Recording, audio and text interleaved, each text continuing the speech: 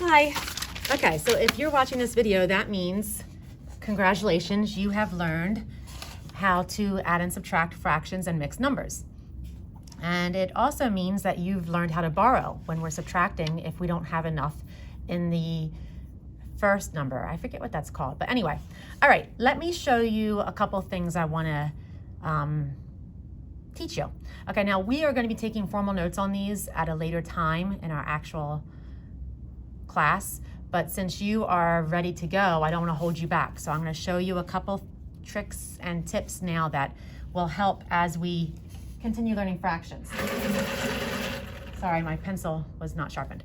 All right, let's get started. So just as a recap, say I have 2 1/2 minus 1 3/4. Okay, and I can see right now that I'm not going to be able to do this. I'm going to have to borrow. But let's just pretend, let's just do it the old way, or common denominator, whichever you prefer. That's going to equal 4, and that's going to equal 6, and that's going to equal 12. So I'm going to rewrite it, not forgetting my houses. 2 4/12 minus, always double check that symbol, 1 6/12. Let me double check I wrote it properly. 2 2 1 1. 4 times 1 is 4, 4. 2 times 3 is 6, 6. 2 times, see, I did do it wrong. 2 times 4 is 8. I did not do that on purpose to show you. This is why we double check. Our minds are thinking one thing and are not always seeing what's right in front of us. I am not double checking because I'm a slow learner or because I'm less intelligent than you all. I am double checking because I am very intelligent, not really, but I think I'm intelligent enough to know that I'm going to make mistakes. That's what intelligent people do. They double check their work. Okay, now, yes, now I'm right. Now I have 4, I can't take away 6. We know that. So I would have to borrow. You're going to say, Mrs. Nickerson, we already learned this. And I'm going to say, yes, you did. I have 8 people that lived in this house. How do I know that? Because the denominator tells me. So it's going to be 8 plus 4. Now I'm going to rewrite it, not forgetting my house. 8 plus 4 is 12. Denominator is 8. Minus 1 house, 6 8s. Double check. 8, 4, 9, 10, 11, 12, 12, 8, 8, 1, 1, 6, 6. Good. Now my final answer is going to be 1 minus 1 is 0. I can put the 0 there, but it looks kind of silly. 12 minus 6 is 6, and denominator is 8. Okay, so I don't need that. This is my final answer. Now, the reason I showed you that is because I'm going to show you another way to solve it. I can do the borrowing, but there may be times that I need to convert to an improper fraction. This is called a mixed number, and when I have something like this, this is an improper fraction because I have more people living in the house, in the apartment, than I have rooms for. So it's improper. It's not very proper, okay? I don't know who came up with that word, but I like to say improper. It's improper. We're going to say improper like that, but when we say proper, we say things fancy. Guys, it's very early in the morning and I'm making this video, so forgive me and my silliness. Okay, so what I'm doing is there are 2 people that live in each one of these houses, right? So basically what I'm saying is I have 2 houses and a half house. This is what this looks like, okay? I don't have this part. Each house has 2 rooms with 2 people.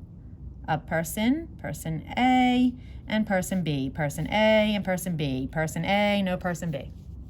Okay? That means I actually have 1, 2, 3, 4, 5 people living in apartments built for 2 people. But I don't want to draw it out every time. I just wanted to show you.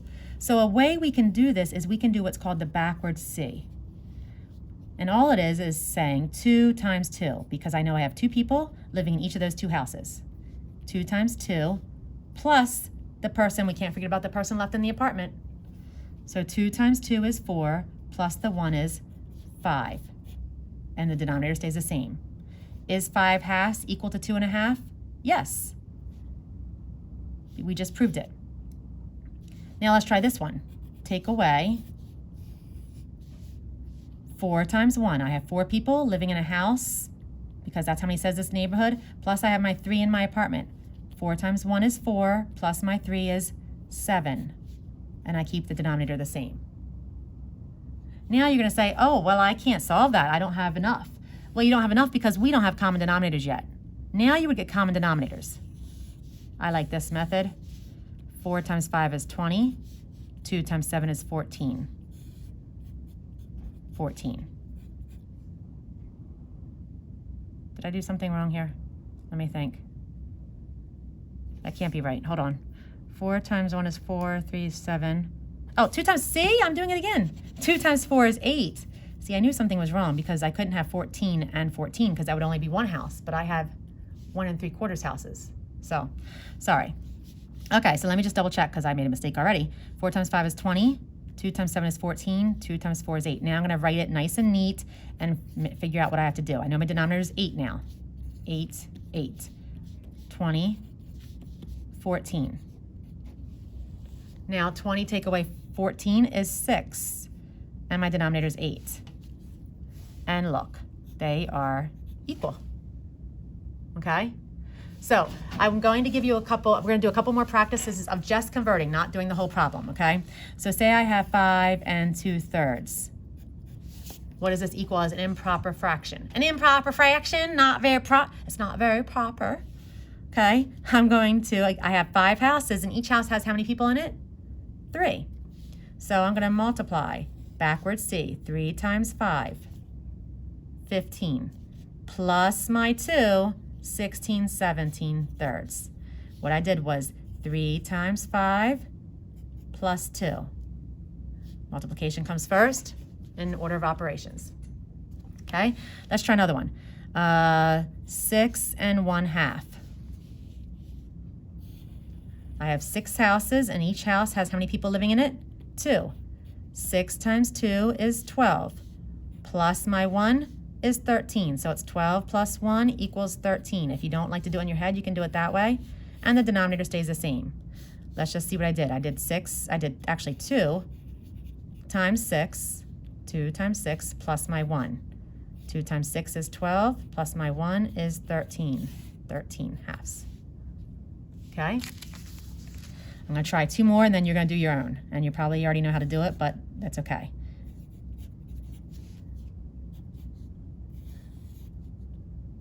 Three times 9. I have 9 houses. 3 people live in each. 3 times 9 is 27, plus my 2 equals 29 over my denominator 3. Okay?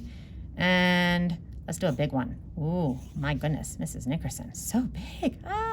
Not really. Oh, it's going to be a little big.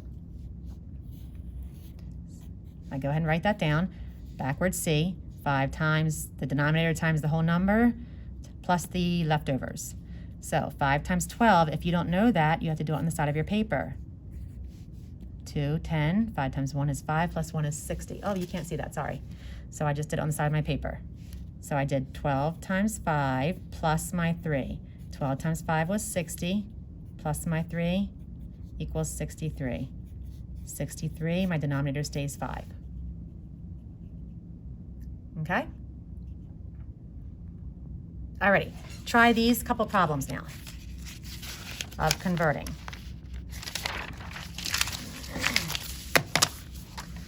It's from proper mixed numbers to improper, from proper mixed numbers to improper fractions.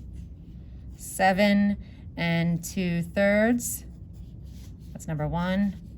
Number 2, 9 1/4. Number 3, 12 1/2.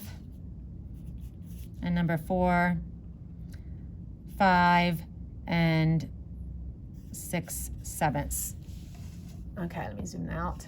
So these are your 4 problems. I want you to try these 4 converting.